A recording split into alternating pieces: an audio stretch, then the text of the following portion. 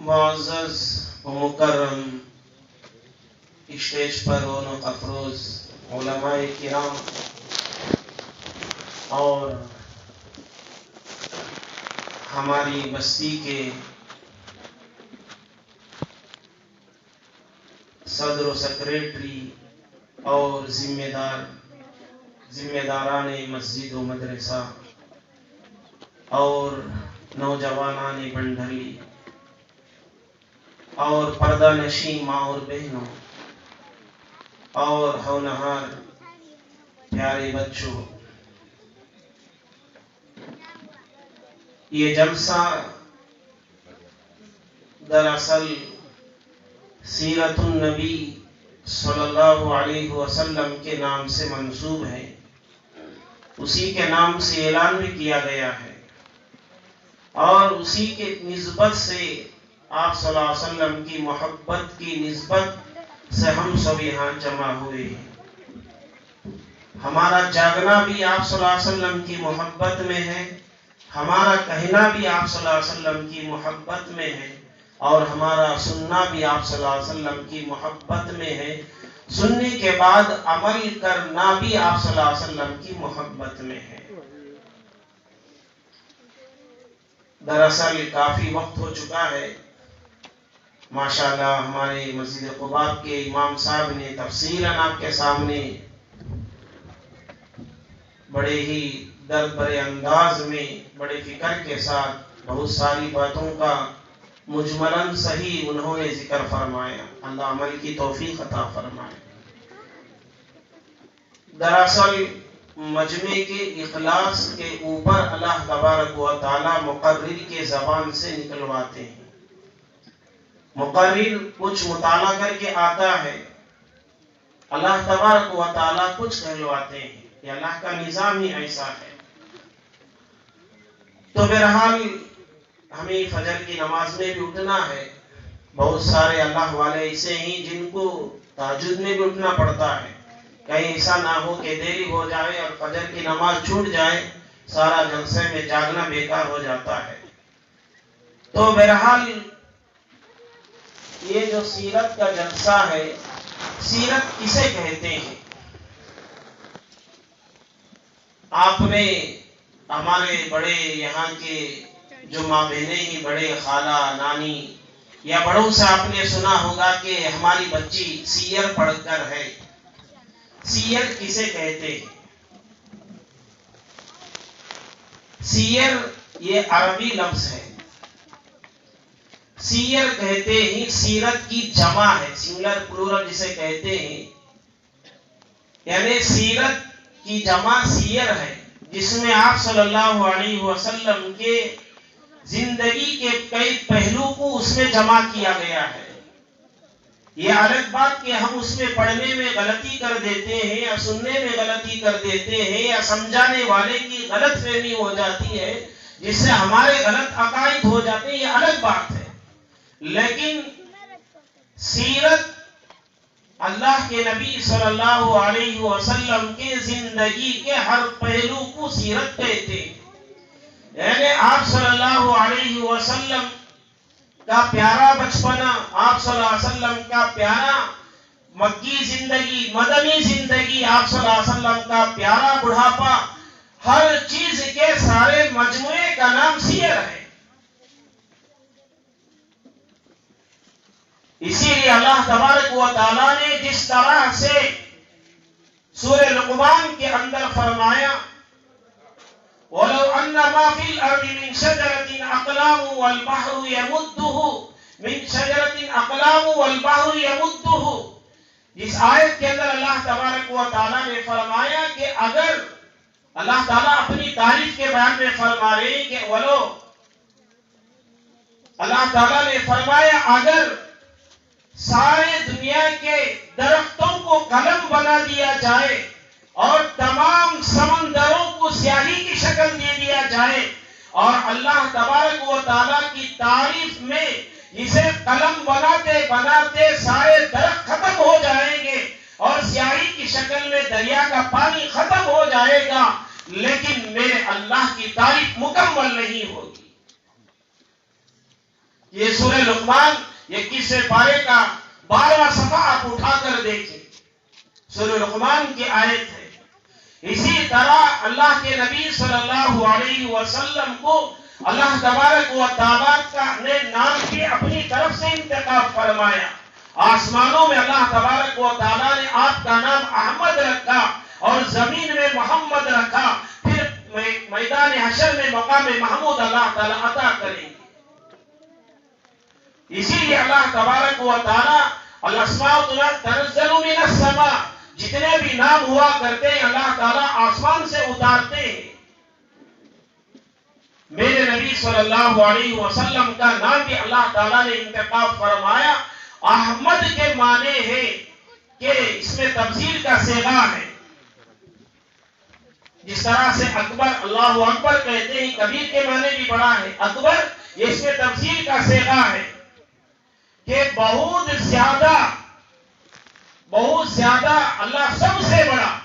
جیسے جواد کے معنی ہے کہ سخاوت کرنے والا، اجود کے معنی ہے کہ بہت زیادہ سخاوت کرنے والا۔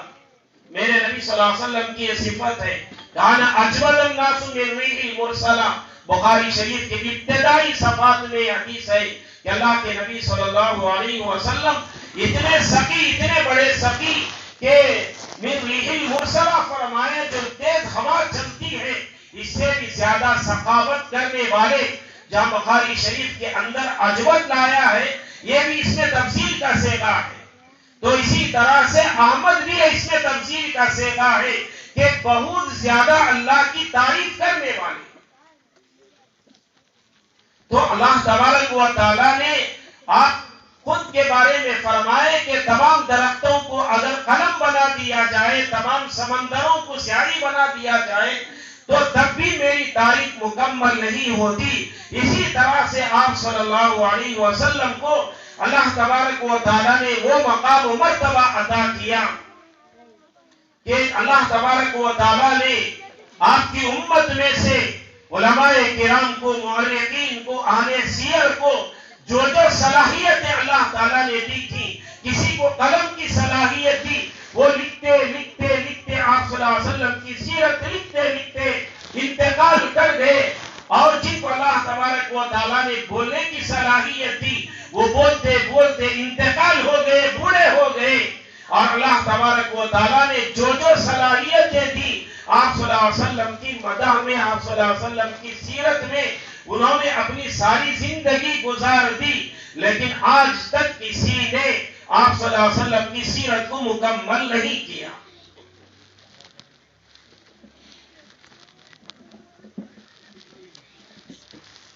مائیکل ہارٹ ایک بہت بڑا مصنف ہے جس نے کتاب لکھی دی 100، اور اس نے دنیا کے بڑے بڑے ہستیوں کی سیرت کو جمع کیا، ان کی تاریخ کو جمع کیا، اور اس نے تاریخ کو جمع کرنے کے بعد پھر اس نے سب سے پہلا نام کسے دیا جائے، 100 لوگوں کا سیرت جمع کیا، دی 100 اس نے کتاب لکھی۔ پھر اس نے سوچا کہ خود وہ لکھتا ہے کہ میں نے 100 کے 100 کو دیکھا، سوائے آپ صلی اللہ علیہ وسلم کے ہر ایک نے کسی استاد کے سامنے بیٹھ کر علم حاصل کیا، کسی نے کسی استاد کے سامنے اپنا کمال سیکھا، اس کے بعد وہ آگے بڑھا، لیکن میں نے ایسی ہستی کو دیکھا جو بغیر استاد کے سب کے معلم تھے۔ اتنے بڑی ہستی وہ آپ صلی اللہ علیہ وسلم، حضرت محمد صلی اللہ علیہ وسلم ہی ہیں، جنہوں نے مختصر سے وقت میں سارے دنیا کے اندر انقلاب پیدا کر دیا۔ اور مائیکل ہارٹ لکھتا ہے کہ میں سب سے پہلے جن کا نام کا انتخاب کیا، اس میں حضرت محمد صلی اللہ علیہ وسلم کو میں نے پہلے لکھا۔ مختصر سی زندگی میں آپ صلی اللہ علیہ وسلم نے 1062 1060 پر 2 انسانوں کی جانیں گئی، جو مسلمان جتنے شہید ہوئے، جو مشرکین تھے، سب ملا کر آپ صلی اللہ علیہ وسلم نے جو سارے دنیا میں انقلاب پیدا کیا، ساری دنیا میں اسلام کا ڈنکا بجایا، ساری دنیا میں عدل و انصاف کو قائم کیا، ساری دنیا کے اندر اپنے دین کا اشاعت کی، اپنے دین کی اشاعت کی، اس میں صرف اور صرف نقصان 1062 کا ہوا۔ تو آپ صلی اللہ علیہ وسلم کی سیرت کا بیان کرنا چاہے کس پہلو پر بھی ہو، آج تک کسی نے مکمل حق آج تک ادا نہیں کیا، قیامت تک بھی ادا نہیں کریں گے۔ تو بہرحال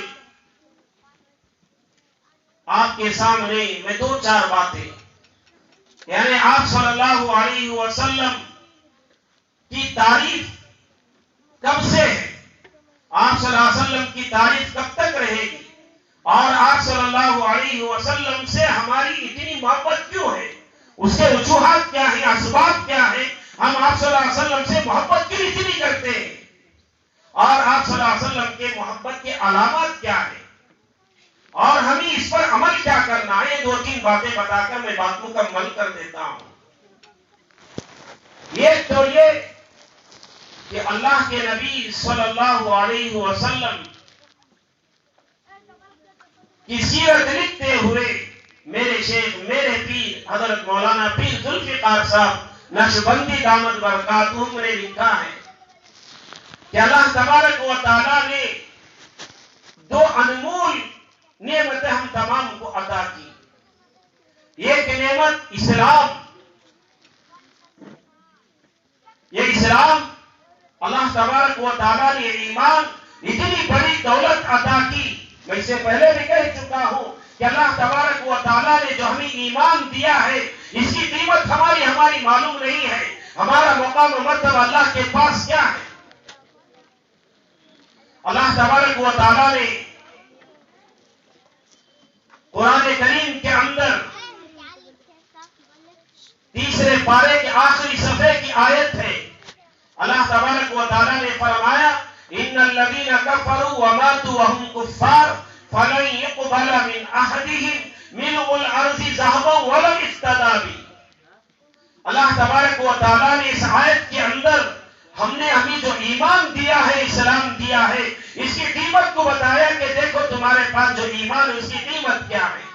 اللہ تبارک و تعالی نے فرمایا ان الذين كفروا، بے شک یقیناً کفروا جنہوں نے کفر کیا، وماتوا وهم کفار، اور کفر کی حالت میں مر گئے، فلن يقبل من احدهم، اللہ تبارک و تعالی فرماتے ہیں یہ لن عربی گرامر میں تاکید کے لیے استعمال ہوتا ہے، نفی کے لیے استعمال ہوتا ہے۔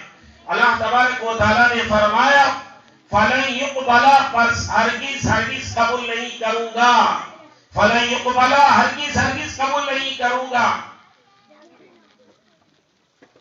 من احدہم، ان میں سے اگر کوئی انتقال ہو کر سفارش کرے، کیسے سفارش کرے، ملء الارض ذهبا، ملا یملؤ کہتے ہیں عربی میں بھرنے کو، ارض کہتے ہیں زمین کو، ذهب کہتے ہیں سونے کو، ملء الارض زمین بھر کر، ذهب سونا بھر کر، زمین بھر کر سونا دے دے اور سفارش کرے کہ میرا فلاں کفر کی حالت میں مر گیا، اللہ میں اس کی سفارش میں زمین بھر کر سونا دوں گا تو اسے معاف کر دے۔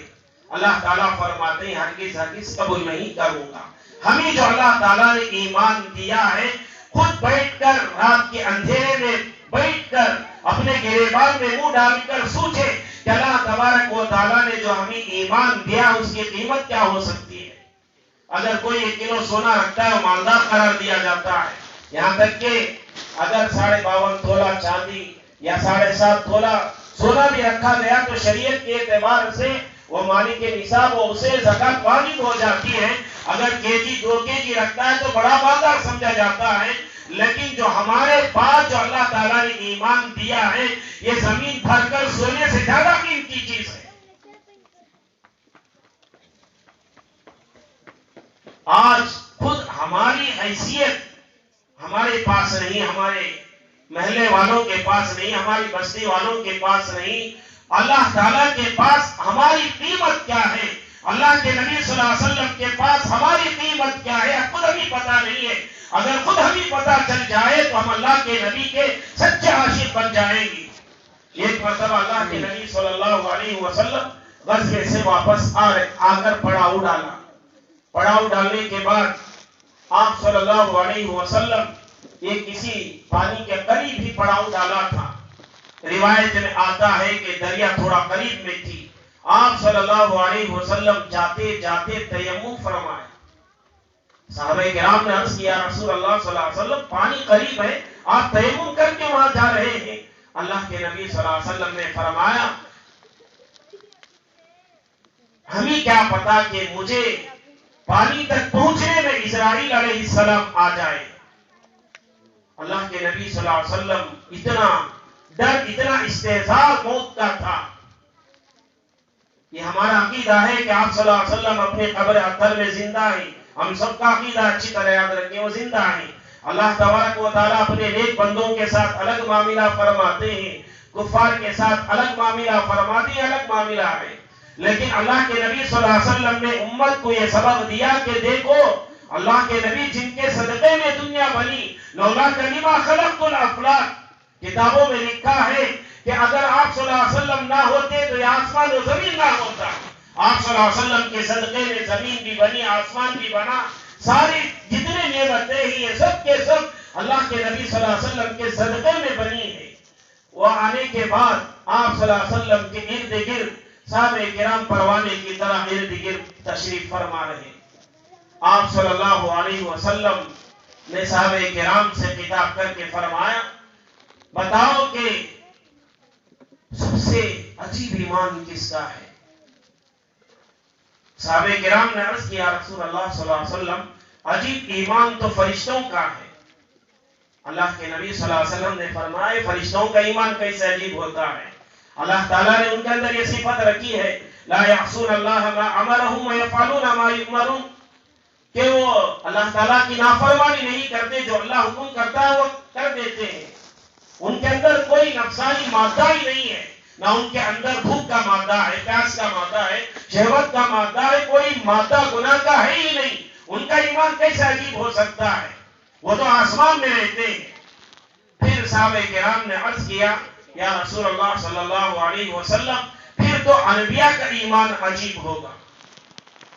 آپ صلی اللہ علیہ وسلم نے فرمایا کہ انبیاء کا ایمان کیسے عجیب ہو سکتا ہے جبکہ انبیاء کے پاس حضرت جبرائیل امین علیہ السلام آتے ہیں اور دیکھتے ہیں وہی نازل ہوئے دیکھتے ہیں, اللہ تعالیٰ کے احکام نازل ہوتے ہیں, اللہ تعالیٰ سے ہم کلام ہوتے ہیں. ان کا ایمان کیسے عجیب ہو سکتا ہے. پھر صحابہ کرام نے عرض کیا رسول اللہ صلی اللہ علیہ وسلم جب ایمان فرشتوں کا عجیب نہیں ہے, ملائکہ کا عجیب نہیں ہے, تو پھر ہماری باری صحابہ کرام کا ایمان عجیب ہوگا.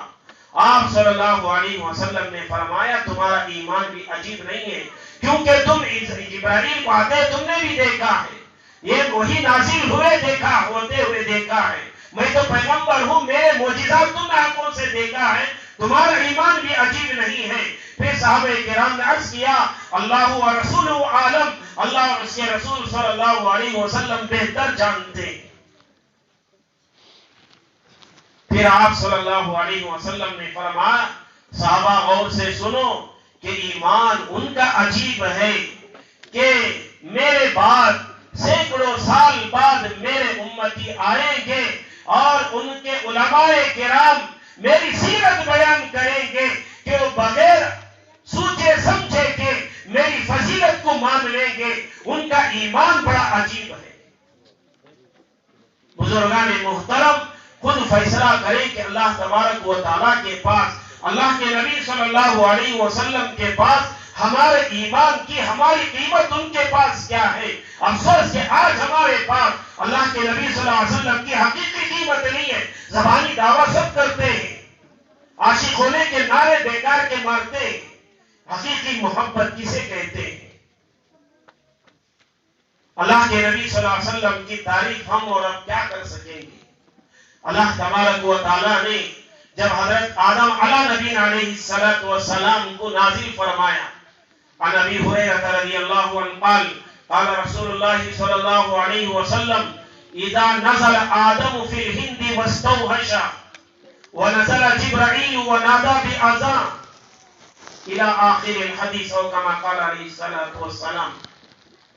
ابو ہریرہ رضی اللہ تعالیٰ عنہ راوی ہے، سرکار مدینہ صلی اللہ علیہ وسلم نے فرمایا اذا نزل آدم فی الہند، حدیث میں آتے ہیں الفاظ ہیں کہ جب حضرت آدم علیہ السلام ہند میں یعنی ہندوستان میں اترے، نزل ينزل کو کہتے ہیں اترنے کو، حضرت آدم علیہ السلام ہندوستان میں اترے، مالدیپ میں، اس وقت ہندوستان ہی میں تھا، سری لنکا۔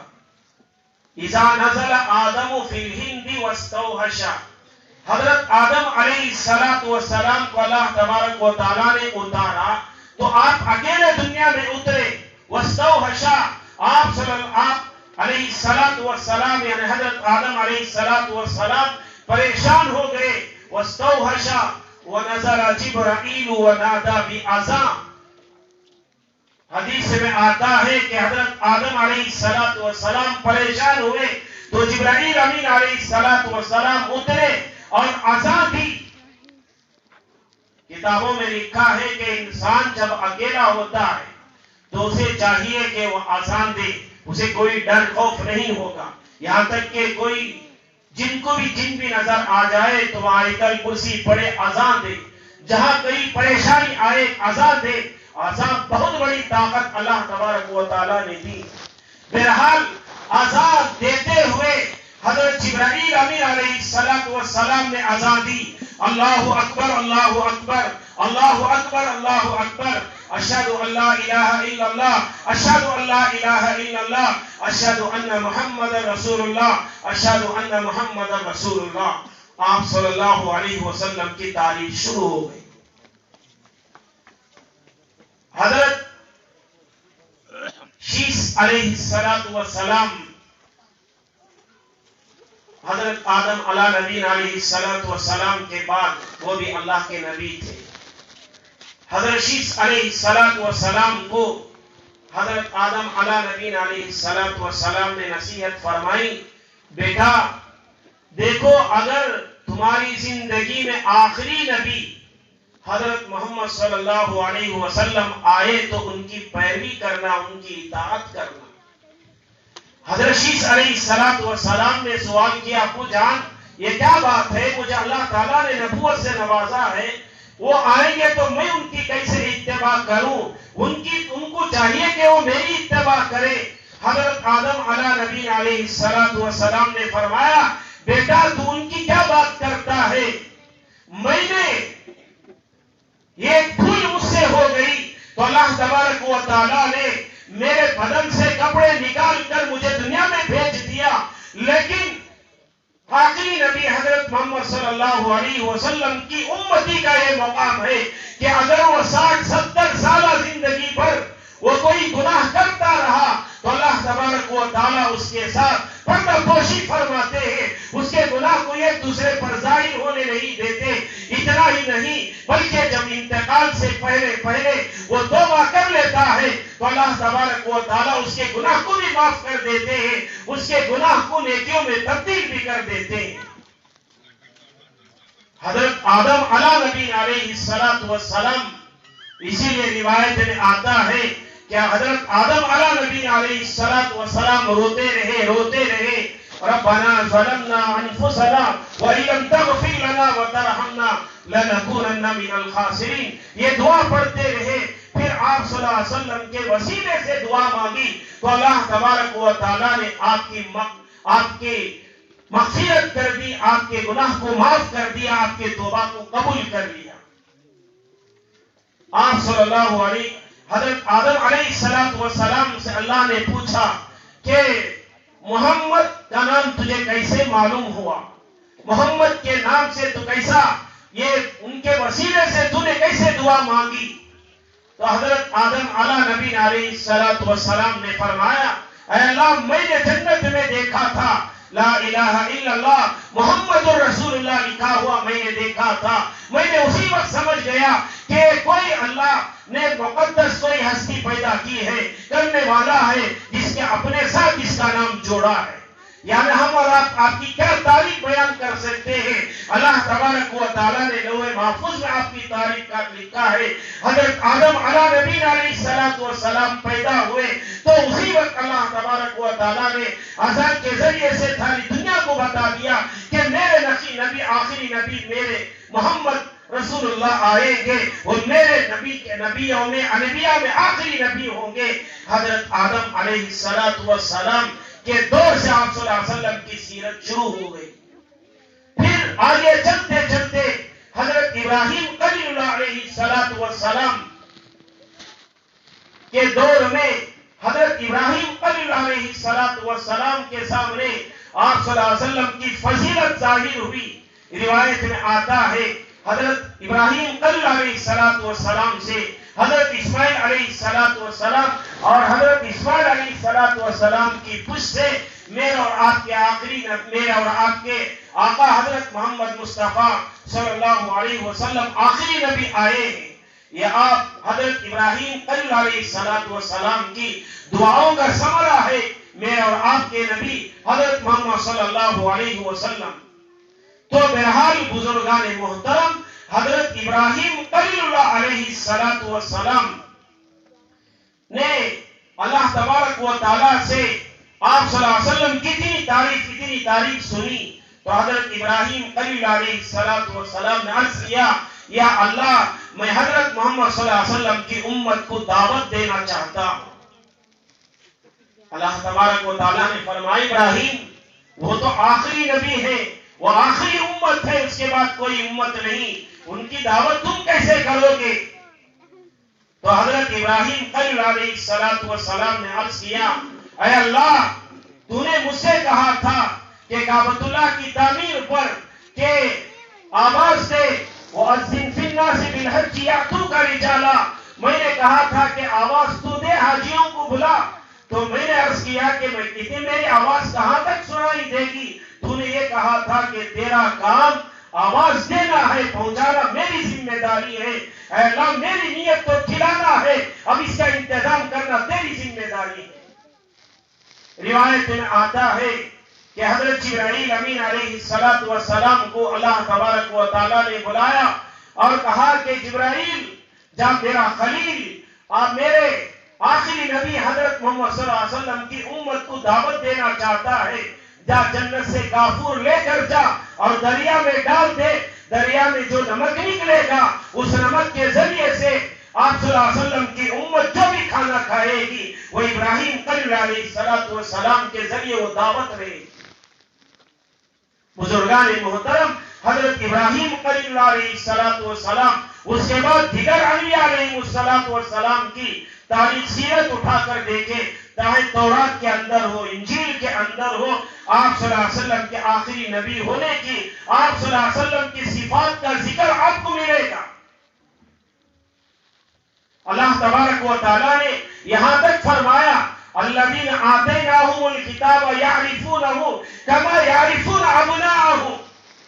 اللہ تبارک و تعالیٰ نے فرمایا یہود تو آپ صلی اللہ علیہ وسلم کو الذین آتیناہم الکتاب یعرفونہ، وہ صلی اللہ علیہ وسلم کو اس طرح پہچانتے ہیں کما یعرفون ابناءہم، جس طرح وہ اپنے بچے کو پہچانتے ہیں، اس سے کہیں زیادہ وہ آپ صلی اللہ علیہ وسلم کو پہچانتے ہیں، کیونکہ تورات میں آپ صلی اللہ علیہ وسلم کے اوصاف بیان کیے گئے، وہ اس سے بہتر جانتے ہیں، ان کے اولاد سے زیادہ آپ صلی اللہ علیہ وسلم کے اوصاف کو، آپ صلی اللہ علیہ وسلم کے اخلاق کو، آپ صلی اللہ علیہ وسلم کے اخلاق کو، صفات کو، کردار کو، یہ سب بہتر جانتے ہیں۔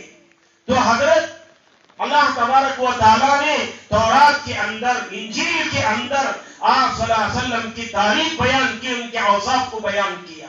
تو بہرحال بزرگان محترم، جو اللہ تبارک و تعالیٰ نے ہمیں دو نعمتیں دی ہیں، میں وقت تھوڑا اس لیے شارٹ کٹ بیان کر رہا ہوں کہ اللہ تبارک و تعالیٰ نے ہمیں دو نعمتیں دی ہیں، ایک نعمت ایمان کی دولت ہمیں دی ہے، اور دوسری نعمت اللہ تبارک و تعالیٰ نے میرا اور آپ کے آقا سرکار مدینہ صلی اللہ علیہ وسلم کو عطا کیا ہے۔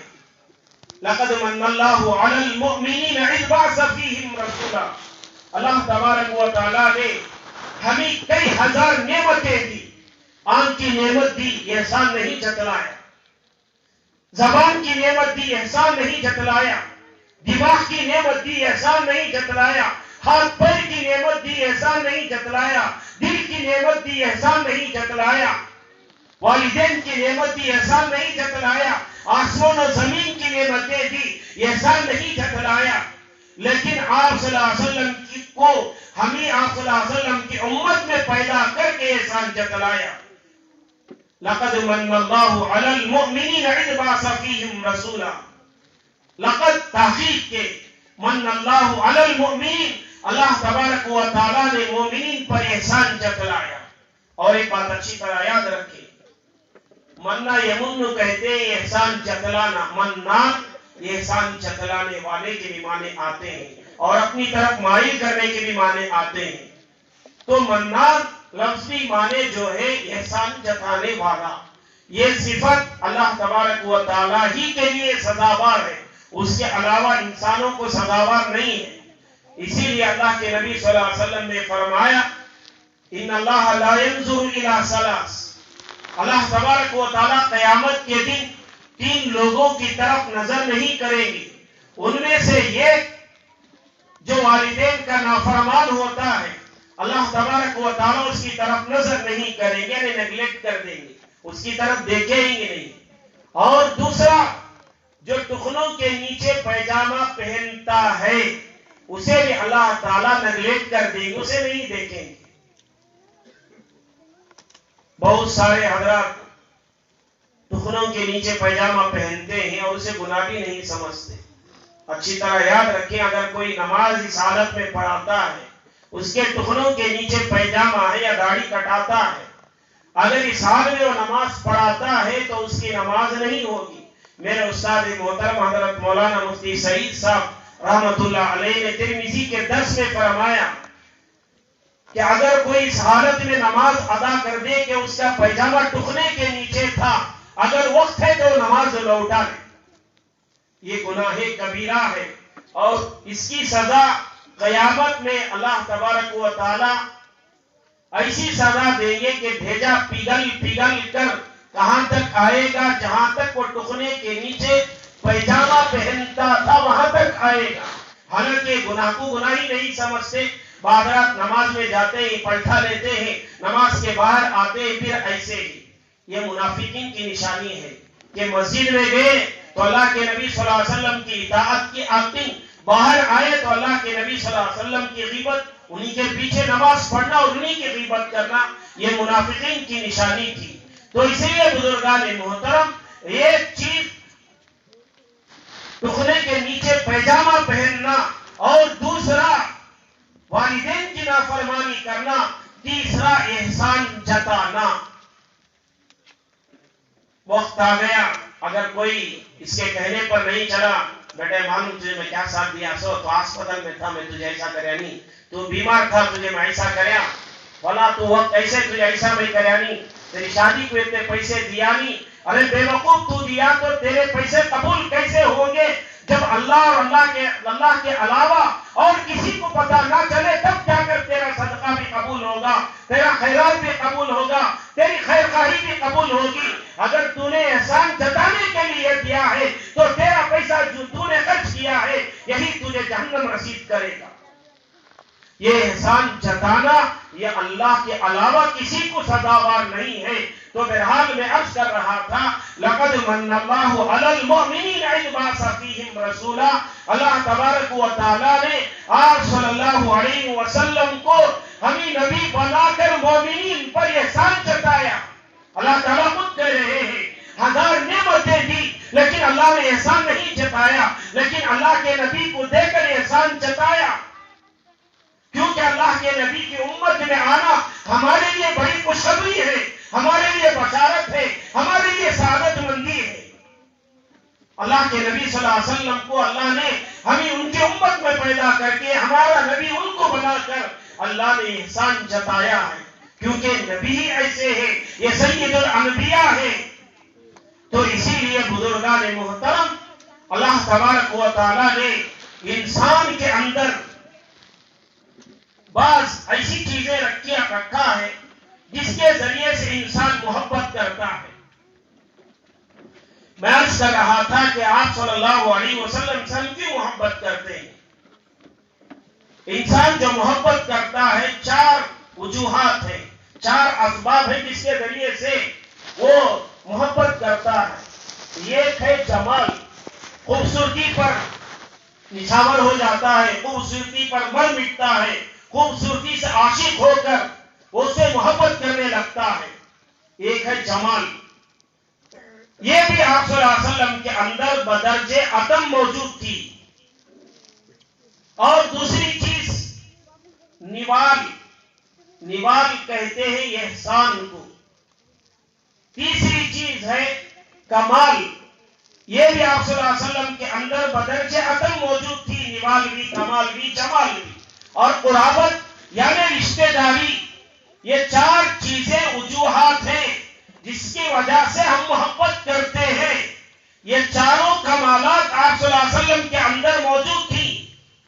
ایک تو یہ کہ آپ صلی اللہ علیہ وسلم اتنے خوبصورت کہ اس کی مثال مل ہی نہیں سکتی، اتنی خوبصورت.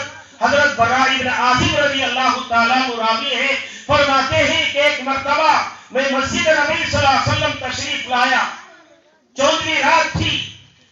آپ صلی اللہ علیہ وسلم کے چہرے انور کو بھی دیکھ رہا تھا اور آسمان میں چاند کو بھی 14ویں رات کے چاند کو دیکھ رہا تھا.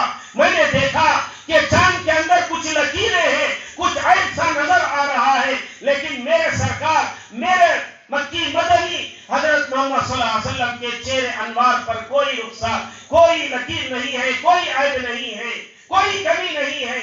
14ویں رات کے چاند سے خوبصورت چہرہ میرے نبی کا چہرہ تھا. یہی روایت حضرت ابو ہریرہ رضی اللہ تعالیٰ عنہ بھی فرماتے ہیں، میں سرکار مدینہ صلی اللہ علیہ وسلم کو دیکھتا تھا اور آپ صلی اللہ علیہ وسلم 14ویں رات کو چاند کو بھی دیکھ رہا تھا، آپ صلی اللہ علیہ وسلم کے چہرے اندر کو دیکھ رہا تھا کہ خوبصورت کون ہے؟ تو میرے نبی سرکار مدینہ صلی اللہ علیہ وسلم 14ویں رات کے چاند سے زیادہ خوبصورت تھے. صحابہ کرام کے بارے میں آتا ہے اتنے عاشق، اتنی محبت آپ صلی اللہ علیہ وسلم سے کہ آپ صلی اللہ علیہ وسلم کے حجرے مبارک سے نکلنے کے انتظار میں صحابہ کرام بیٹھے رہتے اور یوں کہتے کہ میں پہلے آپ صلی اللہ علیہ وسلم کی دیدار کروں گا، میں پہلے آپ صلی اللہ علیہ وسلم کی دیدار کروں گا. صحابہ کرام ایک دوسرے سے اتنی یہ آگے بڑھ چڑھ کر آپ صلی اللہ علیہ وسلم سے محبت کرتے اور آپ صلی اللہ علیہ وسلم حجرے مبارک سے نکلتے تو آپ صلی اللہ علیہ وسلم کا دیدار کرتے تھے.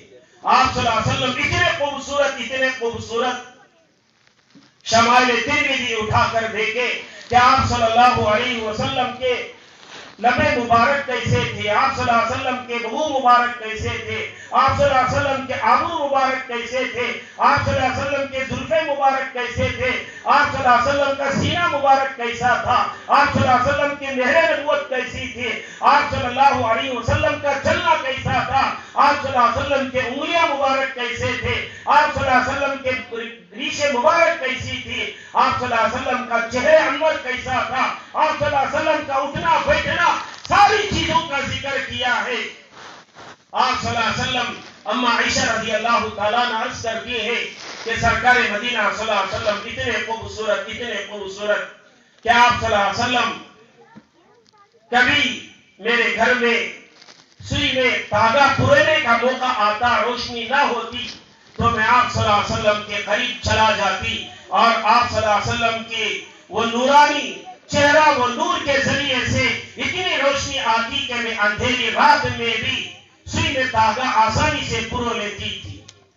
اتنا ہی نہیں بلکہ روایت میں آتا ہے آپ صلی اللہ علیہ وسلم جب گفتگو فرماتے، کسی سے تکلم کرتے، کسی سے بات کرتے تو آپ صلی اللہ علیہ وسلم کے دندان مبارک کے درمیان، آپ صلی اللہ علیہ وسلم کے دانت مبارک کے درمیان تھوڑا سہن تھی، خالی جگہ درمیان میں تھی. آپ صلی اللہ علیہ وسلم بات کرتے تو کسی دیوار پر جس طرح سے کسی بیٹری وغیرہ کے ذریعے سے ڈالا جاتا ہے تو دیوار میں اجالا آ جاتا ہے، آپ صلی اللہ علیہ وسلم کے دندان مبارک سے روشنی اور نور نکلتا تھا. سبحان اللہ. آپ صلی اللہ علیہ وسلم اتنے خوبصورت آپ کے پسینے مبارک میں بھی خوشبو۔ حضرت انس رضی اللہ تعالیٰ عنہ فرماتے ہیں میری والدہ محترمہ ایک مرتبہ آئے، آپ صلی اللہ علیہ وسلم میرے گھر تشریف لائے اور آرام فرما رہے تھے، اور آپ صلی اللہ علیہ وسلم آرام فرما رہے تھے۔ عرب کی گرمی جانتے ہیں، اب تو اے سی ہے وغیرہ ہے، جو حضرات عمرہ حج کو گئے یا وہاں جا کر کچھ جاب وغیرہ کے اچھی طرح جانتے ہیں کہ وہاں کی گرمی کیسے ہوتی ہے۔ آپ صلی اللہ علیہ وسلم آرام فرما رہے تھے، آپ صلی اللہ علیہ وسلم کے پیر مبارک سے پسینہ ٹپک رہا تھا۔ حضرت انس رضی اللہ عنہ کی والدہ محترمہ جا کر ایک بوتل میں پسینہ مبارک پکڑ رہی تھی۔ آپ صلی اللہ علیہ وسلم بیدار ہو گئے، پوچھا کہ تم کیا کر رہی ہو؟ عرض کرنے لگے یا رسول اللہ صلی اللہ علیہ وسلم آپ کے پسینے مبارک کو ہم خوشبو کی طرح استعمال کرتے ہیں۔ روایت میں آتا ہے آپ صلی اللہ علیہ وسلم جس راستے سے گزرتے صحابہ کرام معلوم کر لیتے کہ یہاں سے آپ صلی اللہ علیہ وسلم کا گزر ہوا ہے۔ آپ صلی اللہ علیہ وسلم اتنے زیادہ خوبصورت اور آپ صلی اللہ علیہ وسلم کے اندر جمال اتنا زیادہ تھا۔ اسی طرح سے آپ صلی اللہ علیہ وسلم کے اندر اتنے کمالات کہ آپ صلی اللہ علیہ وسلم بیک وقت بہادر بھی تھے۔ اللہ تبارک و تعالیٰ نے آپ کو بہت بہادر بھی بنایا تھا، شجاعت بھی تھی۔ آپ صلی اللہ علیہ وسلم رکانہ پہلوان، عرب کا مشہور پہلوان تھا، اسے کتابوں میں لکھا ہے کہ اونٹ کے چمڑے پر سارے نوجوان بیٹھ جاتے، یہ رکانہ پہلوان بیٹھ جاتا، عرب کے نوجوان کھینچتے تو یہ رکانہ پہلوان نہیں ہٹتا تھا، بلکہ اونٹ کا چمڑا اتنا سخت ہوتا ہے اس کے ٹکڑے ٹکڑے ہو جاتے، لیکن رکانہ پہلوان اپنی جگہ سے نہیں ہٹتا تھا، اتنا زیادہ بہادر۔ ایک مرتبہ آپ صلی اللہ علیہ وسلم نے اسے اسلام کی دعوت دی، رکانہ پہلوان نے کہا کہ اچھا دیکھو میں کچھ نہیں جانتا، بس میری ایک بہادری ہے، اگر تم مجھے ہرا دو گے تو میں اسلام قبول کر لوں گا۔ آپ صلی اللہ علیہ وسلم نے کہا کہ چلو کشتی کرتے ہیں۔ آپ صلی اللہ علیہ وسلم نے جس طرح سے کتابوں میں لکھا ہے کمر میں ہاتھ ڈالا، جس طرح چڑیا کو ڈال کر دباتے ہیں اس طرح سے آپ صلی اللہ علیہ وسلم نے دبا دیا۔ رکانہ پہلوان اپنے آپ پر ناز کرنے والا پریشان ہو گیا کہ میں حقیقت دیکھ رہا ہوں یا ایسا ہی کچھ ہے، پھر کہنے لگا کہ نہیں یہ صحیح نہیں ہوا، دوبارہ کشتی کریں گے۔ پھر آپ صلی اللہ علیہ وسلم نے کشتی کیا، پھر آپ صلی اللہ علیہ وسلم نے اسی طرح چڑیا کی طرح اٹھا کر پٹک دیا۔ پھر رکانہ پہلوان کہنے لگا واقعی اللہ تعالیٰ نے تمہارے اندر کوئی طاقت و قدرت رکھا ہے۔ تو اس کے بعد اسلام بمشرف ہوا۔ آپ صلی اللہ علیہ وسلم کے احسانات ہم پر اتنے ہیں، اتنے احسانات ہیں، لولا کلمہ خلقت الافلاک، اگر آپ نہ ہوتے تو ہم دنیا نہ بنتی، نہ آسمان ہوتا نہ زمین ہوتی۔ آپ صلی اللہ علیہ وسلم کے اندر یہ کمالات بھی بدرجہ اتم موجود تھے۔ آپ صلی اللہ علیہ وسلم کے اخلاق بھی اتنے اونچے تھے۔ روایت میں آتا ہے ایک یہودی سے آپ صلی اللہ علیہ وسلم نے قرض لے رکھا تھا، پھر اس کے بعد ابھی اسے قرض ادا کرنے کے لیے وقت تھا، لیکن راستے میں یہودی مل گیا، مل کر کہنے لگا کہ آپ کو ابھی مجھے قرض ادا کرنا ہے ورنہ یہاں سے جانے نہیں دوں گا۔ پھر آپ صلی اللہ علیہ وسلم وہیں رک گئے۔ روایت میں آتا ہے ظہر عصر مغرب عشاء فجر وہی 5 نمازیں ادا کی۔ صحابہ کرام غصہ ہو رہے ہیں، یہ کیا ہو رہا ہے؟ سرکار مدینہ صلی اللہ علیہ وسلم کے ساتھ آپ صلی اللہ علیہ وسلم کے سامنے آ کر صحابہ کرام نے کہا کہ ہم اسے پائے کر دیں گے، وہ کر دیں گے۔ آپ صلی اللہ علیہ وسلم نے کہا کہ اپنے آپ کو سنبھالے رکھو، آپ کو کچھ کرنا نہیں ہے۔ پھر دوسرے دن صبح میں وہ یہودی کہنے لگا کہ دراصل میں آپ کو آزما رہا تھا، کیونکہ میں نے تورات انجیل میں پڑھا ہے آخری نبی ہوں گے تو مکہ مکرمہ میں ان کی پیدائش ہوگی، جائے ہجرت ان کی مدینہ ہوگی، اور ان کے اتنے اونچے اخلاق ہوں گے، اتنے عمدہ اخلاق ہوں گے کہ اگر ان کو کچھ کوئی برا بھلا بھی کہے تو اسے وہ تکلیف نہیں دیں گے، کوئی تکلیف بھی ان کو دے گا تو بدلے میں اسے تکلیف نہیں دیں گے بلکہ اس کے لیے دعائیں دیں گے۔ روایت میں آتا ہے آپ صلی اللہ علیہ وسلم نے اللہ سے ہاتھ اٹھا کر یہ دعا کی، اے اللہ اگر میری امت کے لیے میں بد دعا بھی کروں تو بد دعا کو بھی دعا بنا دے۔ اللہ اکبر، میرے نبی صلی اللہ علیہ وسلم کے اخلاق ایسے۔ تو یہودی پھر کہنے لگا میں نے یہ پڑھا تھا، معاف فرمائے مجھے آپ کو امتحان لینا تھا، میں نے تورات و زبور انجیل میں جو پڑھا ہے واقعی کہ آپ کے اندر وہ اوصاف موجود ہے۔ اس کے بعد لا کر اللہ کے نبی صلی اللہ علیہ وسلم کے ختم مبارک میں ڈال دیا، کہا کہ یا رسول اللہ صلی اللہ علیہ وسلم میں اسلام قبول کرتا ہوں، یہ مال آپ کے حوالے ہے، یہ مال آپ کے حوالے ہے، آپ اس کے مالک ہیں، آپ جیسے چاہے اسے خرچ کریں۔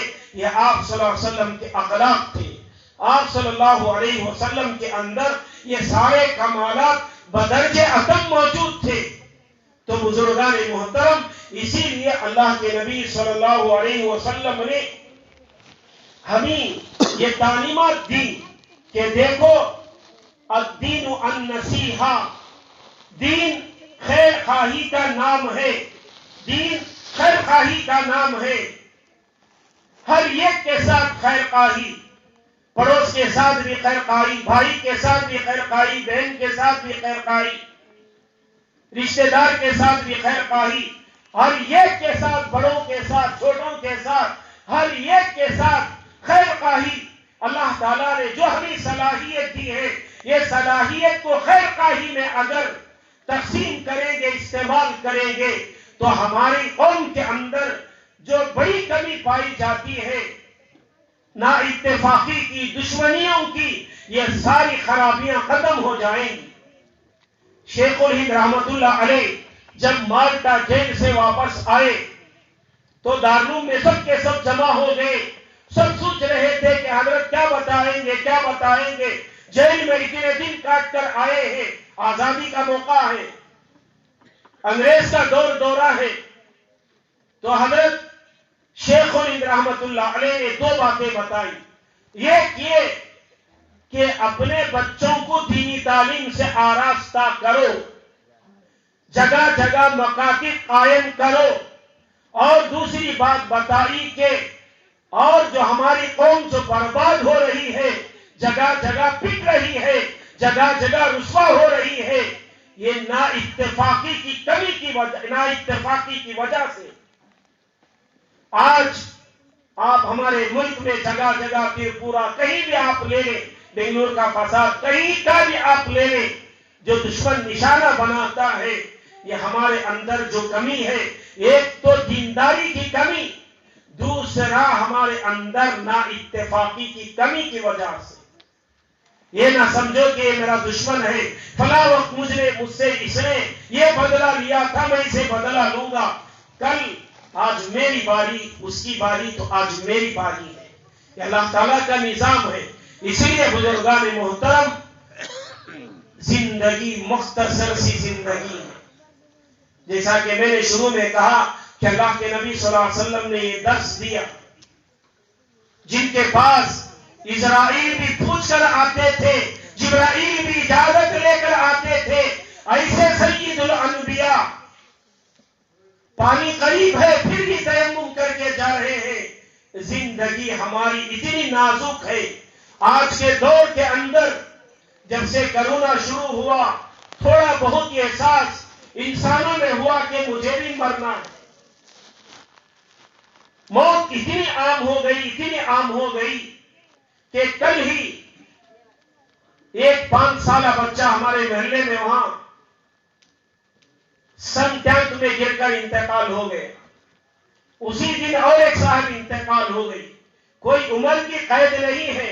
اللہ تبارک و تعالیٰ نے یہ نہیں کہا کہ تم بوڑھے ہونے تک ایسے ہی جو چاہے کرو، جب بوڑھے ہو جاؤ تو جو چاہے نیک اعمال پکڑ لو، تمہاری نجات ہو جائے گی۔ بزرگان محترم، یہ ہماری بھول ہے۔ ہمیں کیا پتا کہ ہم بوڑھے ہو کر مریں گے، ہمیں کیا پتا کہ ہم اچھے اعمال کرتے ہوئے مریں گے۔ تو بہرحال بزرگان محترم، ہمارے اندر جو شروع میں نے بات کہی تھی، ایک تو محبت کے وجوہات یہ ہے کہ اللہ کے نبی صلی اللہ علیہ وسلم کے اندر ہر ایک صفت بدرجہ اتم موجود تھی، کامل اور اکمل تھی۔ آپ صلی اللہ علیہ وسلم کے اخلاق بھی کامل تھے، آپ صلی اللہ علیہ وسلم کے احسانات بھی کامل تھے، اور آپ صلی اللہ علیہ وسلم کے قرابت جو ہماری رشتہ داری ہے یہ بھی قریب ہے، اور آپ صلی اللہ علیہ وسلم نے اپنی امت کے رشتہ داری کا مکمل حق ادا کیا ہے، اور آپ صلی اللہ علیہ وسلم کی محبت جب ہماری کامل ہوتی ہے تب جا کر ہمارا ایمان بھی کامل ہوتا ہے۔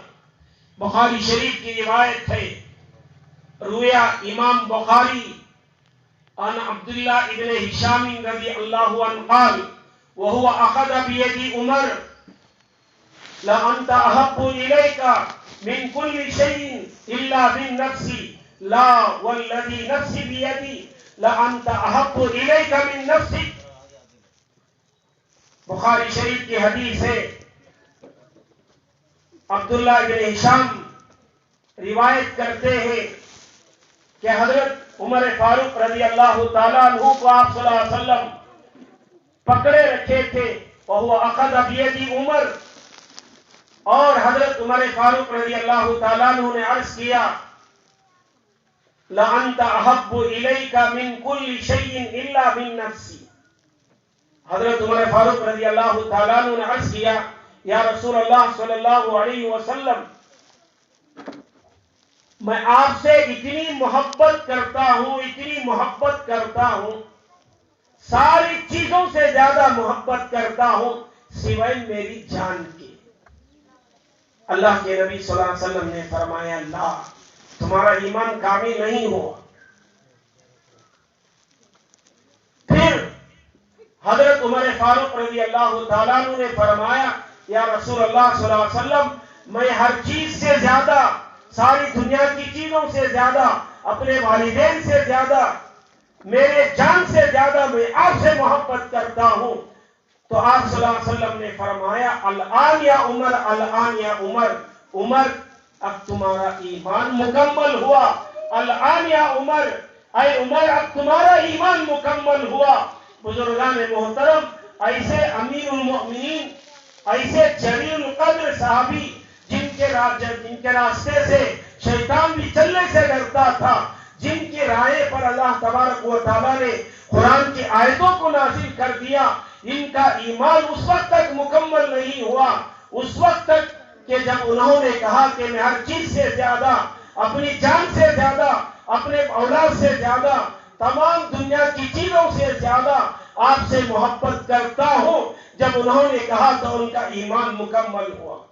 میرا اور آپ کا ایمان کیسے مکمل ہوگا؟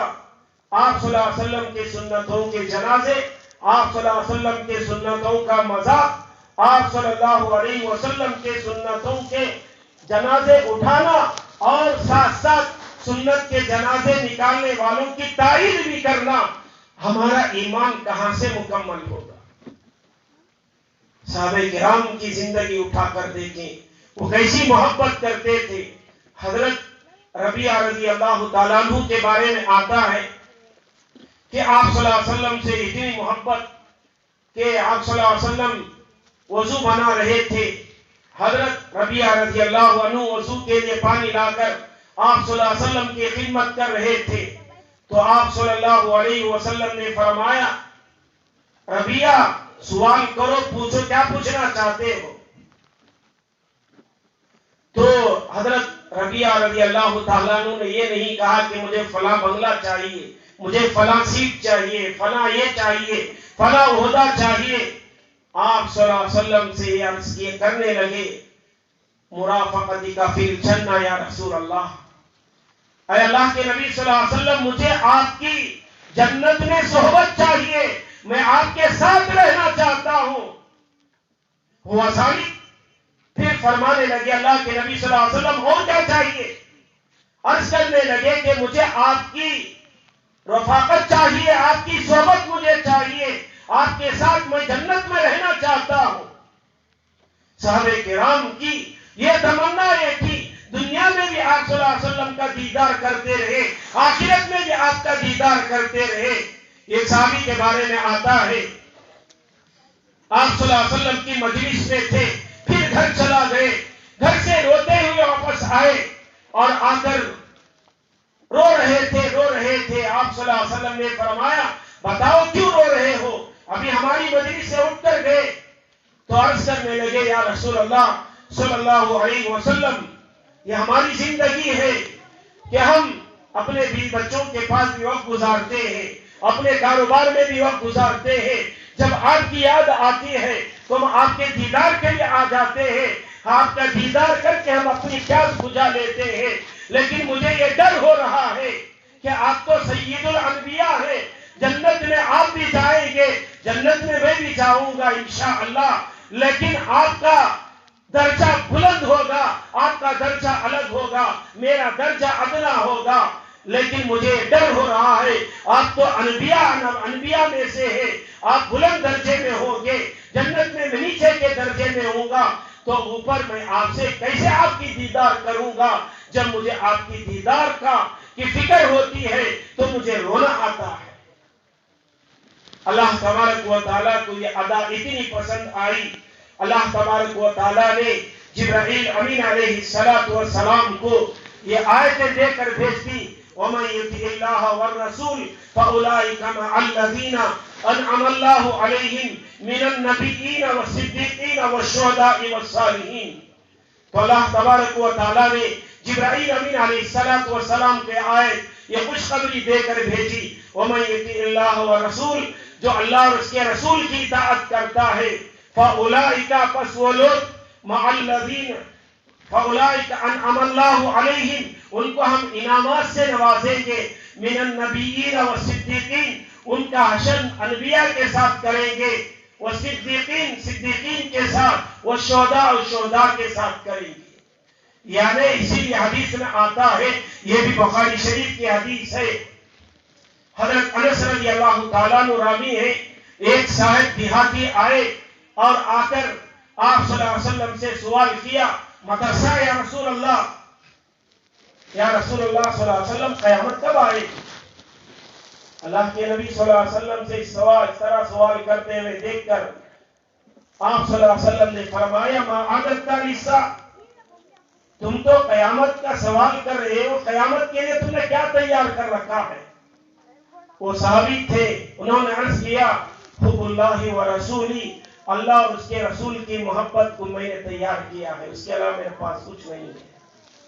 تو اللہ کے نبی صلی اللہ علیہ وسلم نے فرمایا، المرء مع من احبا، اللہ کے نبی صلی اللہ علیہ وسلم نے خوشخبری دے دی، فرمایا کہ جو جس سے محبت کرتا ہے وہ اسی کے ساتھ اس کا حشر ہوتا ہے۔ اسی لیے اللہ کے نبی صلی اللہ علیہ وسلم نے فرمایا، تموتون کما تعیشون تحرشون کما تموتون، جس طرح زندگی گزارو گے اسی طرح سے تمہاری موت آئے گی، جس چیز سے محبت کرو گے وہی تمہارے ساتھ موت کے وقت آئے گی، جس طرح مرو گے اسی طرح حشر کے میدان میں اٹھائے جاؤ گے۔ بزرگان محترم، اسی لیے صحابہ کرام آپ صلی اللہ علیہ وسلم سے اتنی محبت کرتے تھے کہ ہمیں بھی آج اللہ کے نبی صلی اللہ علیہ وسلم کی محبت کو اپنانا ہے، صرف زبانی محبت نہیں چلے گی۔ روایت میں آتا ہے، مسجد نبی صلی اللہ علیہ وسلم میں ابو ذر غفاری رضی اللہ تعالیٰ عنہ رات میں گڑ گڑا کر رو رہے تھے، اللہ سے دعا مانگ رہے تھے، اور رو کر اللہ سے گڑ گڑا کر دعا مانگ رہے تھے۔ تھوڑی دیر کے بعد کیا دیکھتے ہیں کہ قریب سے بھی رونے کی آواز آ رہی ہے۔ ابو ذر غفاری رضی اللہ تعالیٰ عنہ افسوس کرنے لگے، آج میرے سے کوئی آگے بڑھ گیا، آج کوئی بازی لے گیا، مجھ سے آگے کوئی بڑھ گیا۔ تلاش کرتے آئے قریب، اندھیرا ہے، تہجد کا وقت ہے، دیکھا تو پوچھا کہ آپ کون؟ ادھر دیکھا تو رونے والے حضرت بلال حبشی رضی اللہ تعالیٰ عنہ ہیں، جو اللہ کے سامنے گڑ گڑا رہے ہیں۔ پھر پوچھا کہ تم کیا کر رہے تھے؟ ابو ذر غفاری رضی اللہ تعالیٰ عنہ عرض کرنے لگے، میں اللہ کے سامنے رو رہا تھا، گڑ گڑا رہا تھا، میں اللہ کے نبی صلی اللہ علیہ وسلم کی صحبت جنت میں مانگ رہا تھا۔ حضرت بلال حبشی رضی اللہ تعالیٰ عنہ فرمانے لگے، تم کیا اتنی بڑی جرت تمہارے اندر کیسے آ گئی؟ پھر انہوں نے کہا کہ چلو ہم یوں کرتے ہیں کہ میں دعا کروں گا تم آمین کہو، تم دعا کرو میں آمین کہوں گا۔ اسی طرح دونوں آپس میں دعا کرتے رہے۔ حضرت ابو ذر غفاری رضی اللہ تعالیٰ عنہ دعا کرتے کرتے اللہ سے یہ دعا مانگی، اے اللہ مجھے جنت میں آپ صلی اللہ علیہ وسلم کی صحبت نصیب فرما۔ ایک مرتبہ کہا کہ آمین کی آواز نہیں آ رہی ہے، دو مرتبہ کہا آمین کی آواز نہیں آ رہی ہے، تیسری مرتبہ کہا کہ آمین کی آواز آ نہیں رہی ہے، پھر آنکھیں کھول کر دیکھا، حضرت بلال حبشی رضی اللہ تعالیٰ عنہ سے پوچھا بلال تم نے کیوں آمین نہیں کہا؟ تو کیا دیکھتے ہیں کہ بلال حبشی رضی اللہ تعالیٰ عنہ کی ہوش اڑ گئی ہے، وہ بے ہوش ہو کر گر گئے ہیں۔ جیسے ہی بیدار ہوئے فرمانے لگے ابو ذر غفاری تیرے اندر اتنی ہمت آئی کہ تو نے یہ دعا کی؟ تو ابو ذر غفاری رضی اللہ تعالیٰ عنہ عرض کرنے لگے ہاں میرے اندر وہ کیا اعمال ہے، میں اتنی ہمت کیسے کر سکتا ہوں؟ پھر توبہ کرنے کے لیے دعا اٹھا کر دعا کر رہے تھے، اندھیرا تھا، اتنے میں کیا دیکھتے ہیں کہ ایک روشنی آ رہی ہے، آنکھ کھول کر کیا دیکھتے ہیں سرکار مدینہ صلی اللہ علیہ وسلم کھڑے ہیں۔ آپ صلی اللہ علیہ وسلم نے فرمایا تم نے تو مجھے رات آج سونے نہیں دیا۔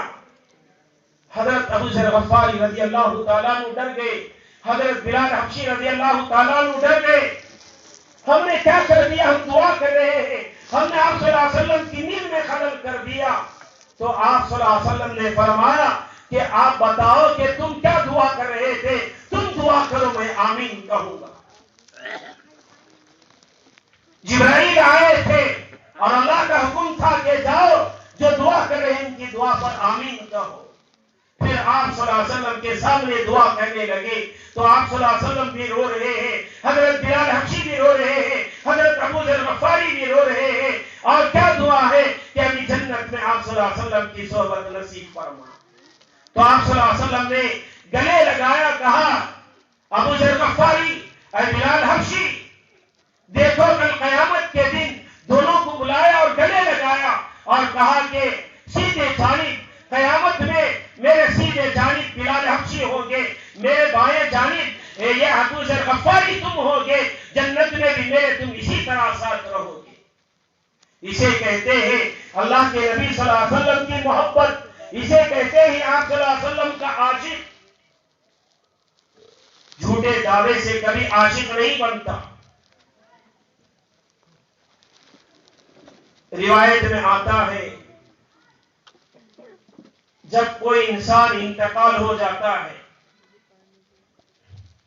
اور میت کو خبر میں رکھ دیا جاتا ہے، یاتی ہی ملکان دو فرشتے آتے ہیں، یقالو احدہما منکر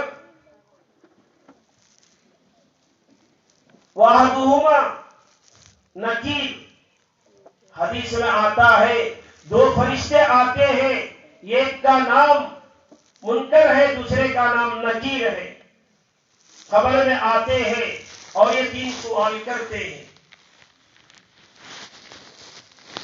اور یہ تینوں سوالوں میں غور سے سنو، غور سے سنو۔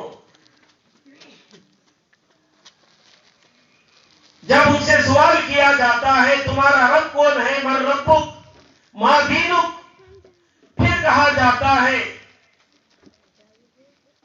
من ھذا الرجل۔ جب اللہ کے نبی صلی اللہ علیہ وسلم کے چہرے انور کو آگے کیا جاتا ہے، روایت میں آتا ہے جب کوئی مومن انتقال ہوتا ہے اس کی قبر کو کھول دی جاتی ہے، یہاں تک کہ روز اقدس تک یہ سارے پردے ہٹا دیے جاتے ہیں۔ جب انسان سے سوال ہوتا ہے، فرشتے سوال کرتے ہیں بتائیے کون ہے، یہ فرشتے ابھی سوال کرتے ہیں۔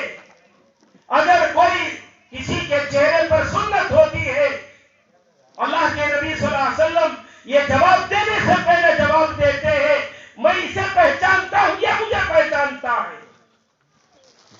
کسی کے چہرے پر سنت ہوتی ہے، اللہ کے نبی صلی اللہ علیہ وسلم اس کے جواب دینے سے پہلے جواب دیتے ہیں۔ اللہ ہم سب کو یہ بشارت نصیب فرمائے، میں اسے پہچانتا ہوں، یہ مجھے پہچانتا ہے۔ جب یہ بات اللہ کے نبی صلی اللہ علیہ وسلم کے زبان اقدس سے آتی ہے، فرشتے سوال جواب بند کر دیتے ہیں۔ وَأَفْرِشُوهُ فِي الْجَنَّةِ وَأَلْبِسُوهُ فِي الْجَنَّةِ وَأَدْخَلَهُ بَابٌ مِنَ الْجَنَّةِ. روایت میں آتا ہے فرشتے وہاں اس کے لیے اس کی قبر کو کشادہ فرما دیتے ہیں، اسے جنت کا لباس پہنا دیتے ہیں اور اس کی قبر کو جنت کے درمیان یہ کھڑکی کھول کر جنت کی ہوائیں اس کی قبر میں چلا دیتے ہیں.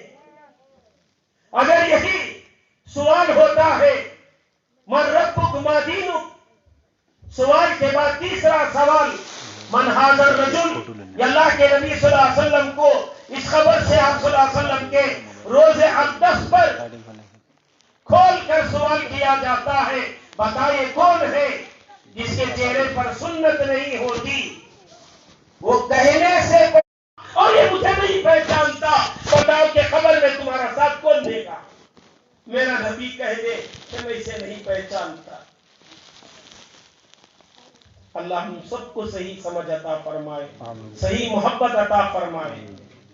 بزرگان محترم، اللہ کے نبی صلی اللہ علیہ وسلم ہمارے لیے بہت بڑا سایہ ہے، بہت بڑا سایہ ہے. اللہ کے نبی صلی اللہ علیہ وسلم، اسی لیے شاہ وسیع اللہ صاحب رحمۃ اللہ علیہ نے بھی لکھا ہے، جو میں نے یہ حدیث بتائی آپ، یہ مرقات میں ملا علی قاری رحمۃ اللہ علیہ نے لکھا ہے. شاہ وسیع اللہ صاحب رحمۃ اللہ علیہ لکھتے ہیں کہ حشر کے میدان میں جب کوئی میری سنت کو کاٹ کے آتا ہے، چہرہ یہودیوں نصرانیوں جیسا بنا کر آتا ہے، آپ صلی اللہ علیہ وسلم کے آب کوثر حاصل کرنے کے لیے جاتا ہے، آپ صلی اللہ علیہ وسلم کہہ دیتے ہیں کہ میں اسے نہیں پہچانتا، فرشتے وہاں سے بھگا دیتے ہیں. جب آپ صلی اللہ علیہ وسلم ہماری شفاعت نہ کریں، آپ صلی اللہ علیہ وسلم یوں کہتے نہیں پہچانتا. اور ایسی زندگی سے ڈوب مرنا بہتر ہے، ایسی زندگی سے برباد ہو جاتا ہے جو اللہ کے نبی کو تکلیف پہنچاتا ہے. بزرگان محترم، یہ کڑوے بولیاں ہیں لیکن یہ اثر کرتی ہے. دوا تلخص لیکن بسیار فائدہ مند. فارسی کتاب میں لکھا ہے دوا کڑوی ہے لیکن یہ بہت زیادہ فائدہ مند ہے. ہماری شریعت کے اندر ایک مسئلہ آپ کو بتاؤں، ہماری شریعت کے اندر جو داڑھی منڈاتا ہے اسے گواہ وکیل کے لیے معتبر مانا نہیں جاتا. لوگوں کے درمیان معتبر کہا جائے گا، ذمہ دار کہا جائے گا، لیکن شریعت میں وہ اعتبار اس کا نہیں ہے. اسی لیے کہا جاتا ہے کہ اسے گواہ وکیل مت بناؤ. نکاح تو ہو جاتا ہے مسئلے کے اعتبار سے، لیکن اس کی گواہی کا اعتبار کم ہوتا ہے ہماری شریعت میں. تو بزرگان محترم، اللہ کے لیے اللہ کے نبی صلی اللہ علیہ وسلم سے صحیح محبت کرے، اللہ کے نبی صلی اللہ علیہ وسلم کے سنتوں کو اپنانے کی فکر کرے. میں ہمیشہ کہتا ہوں کہ دیکھو یہ زندگی مختصر سی زندگی ہے، ہمیں کوئی عہدہ کام آنے والا نہیں ہے، ہمارے لیے کوئی ایسی چیز نہیں.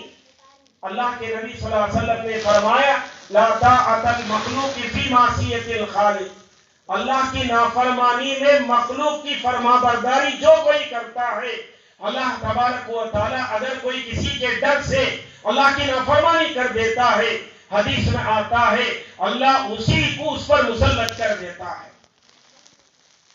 اس لیے ہر کام جو بھی کرے اللہ کے لیے کرے، اخلاص کے ساتھ کرے.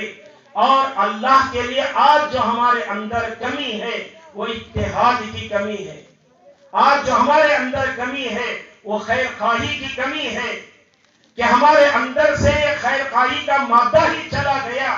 اللہ کے نبی صلی اللہ علیہ وسلم نے یہی فرمایا الدین النصیحہ، دین نام یہ ہے خیر خواہی کا، ہر ایک کے ساتھ بھلائی کا معاملہ کرو.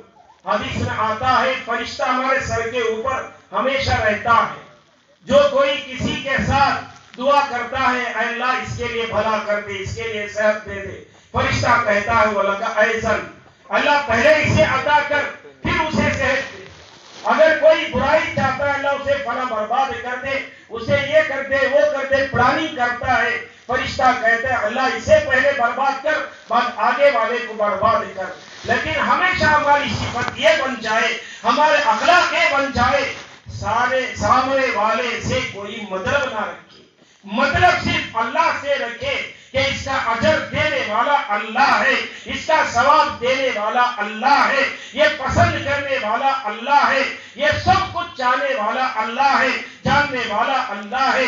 جب ہمارے اندر یہ صفت پیدا ہو جاتی ہے، قوم کا کام جو بھی کام کرے اللہ کے لیے کرو، دیکھو کہ اللہ تبارک و تعالیٰ تمہیں عزت سے بھی نوازتا ہے، مال سے بھی نوازتا ہے، اور تمہارے اندر اللہ تبارک و تعالیٰ سارے دنیا کے لوگوں میں محبت بھی ڈال دیتا ہے۔ آج ہمارے اندر یہ کمی ہے، ہمیشہ یاد رکھو کہ دین کے معاملے میں سب ایک ہے، ہر معاملے میں ایک ہے۔ ہمارا ہر مسلمان، اللہ تعالیٰ نے فرمایا انما المؤمنون اخوہ، اللہ تعالیٰ نے فرما دیا کہ سب مسلمان آپس میں بھائی بھائی ہیں۔ اللہ تعالیٰ نے رشتہ بتا دیا ہے، ہمیں رشتے کو توڑنے کی ضرورت نہیں ہے۔ جب اللہ تعالیٰ نے فیصلہ کر دیا ہم بھائی ہیں، کہ ایک بھائی کو دوسرے بھائی کے ساتھ خیر خواہی کریں گے، تو اللہ تبارک و تعالیٰ ہمارا دبدبا بھی باقی رکھے گا، ہمارا روح بھی باقی رکھے گا۔ اللہ تعالیٰ ہمارے اس بستی کو اللہ تعالیٰ ترقی بھی دے گا۔ ہماری بستی کے اندر ایک اسکول تھی، 10 اسکول ہو گئے، ایک مدرسے کی جگہ 10 مدرسے ہو گئے۔ یہاں اسی طرح سے ترقی ہوتے ہوتے ایک مستورات کا مدرسہ ہے، 10 مدرسے ہوں گے۔ ہر ایک ترقی اتنا کریں گے، اتنا انشاءاللہ کریں گے، چاہے عصری علوم ہو چاہے دینی علوم ہو، کوئی ہمارے بستی کا بچہ دینی تعلیم سے بھی محروم نہیں ہوگا، اور عصری تعلیم سے بھی معروم نہیں ہوگا، اچھے اخلاق سے بھی آراستہ ہوگا، دینی تعلیم سے بھی آراستہ ہوگا۔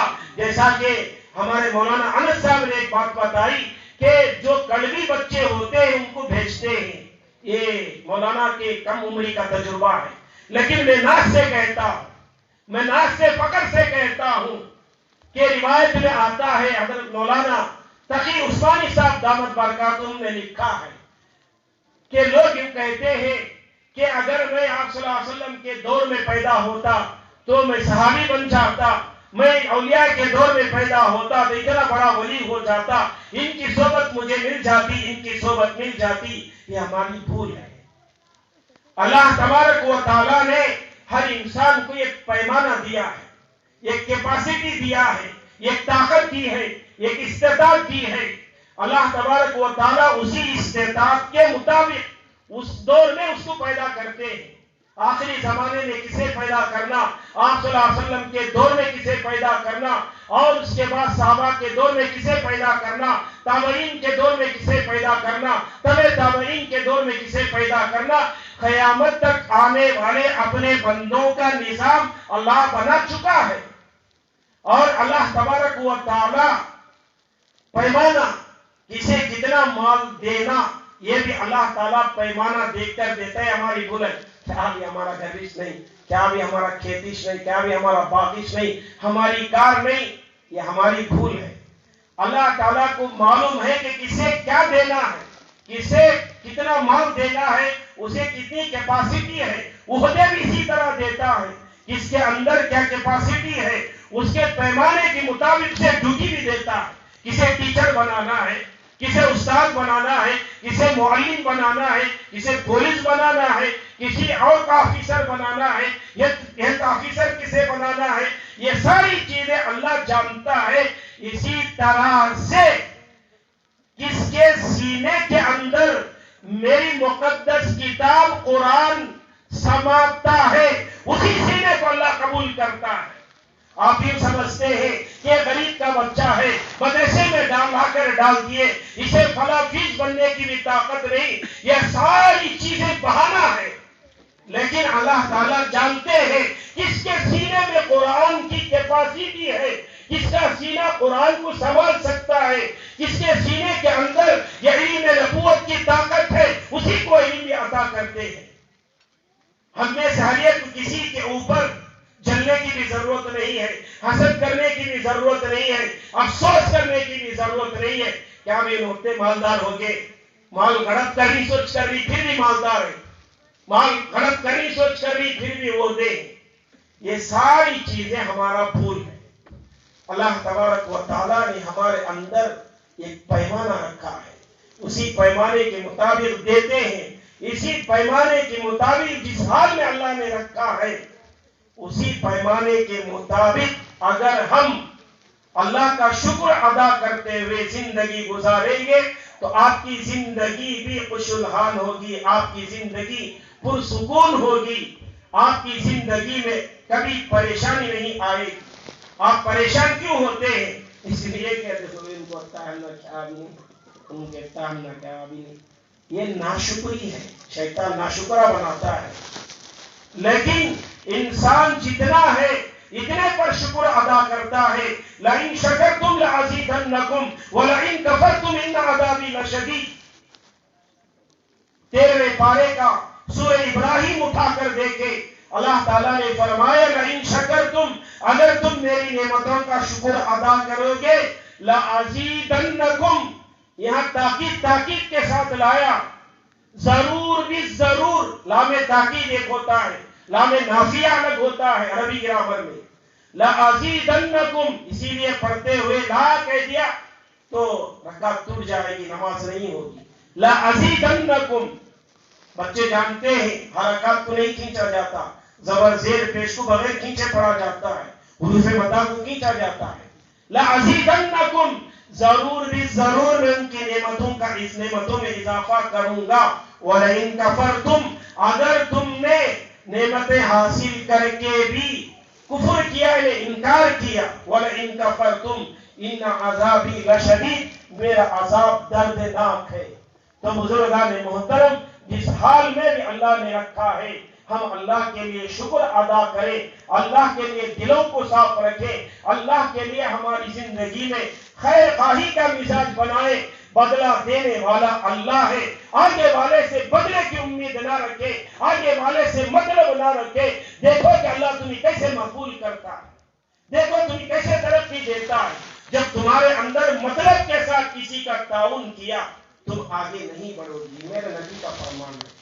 اگر آسان طریقہ، اللہ نے مجھے صلاحیت دی ہے، مجھے مال دیا ہے، مجھے علم دیا ہے، مجھے اچھا اخلاق دیا ہے، مجھے فلاں طاقت دیا ہے، میری زبان میں تاثیر رکھا ہے، اس چیزوں سے جو چیزیں دی ہیں ان چیزوں سے میں اپنی قوم کو کیا کر سکتا ہوں، اللہ کے نبی کو میں کیا ساتھ دے سکتا ہوں، دے گا تو اللہ کے نبی صلی اللہ علیہ وسلم نے فرمایا خیر الناس من ينفع الناس، تم میں سے لوگوں میں بہتر وہ ہے جو لوگوں کے لیے نفع پہنچائے۔ تو بہرحال بزرگان محترم، کافی وقت ہو گیا ہے،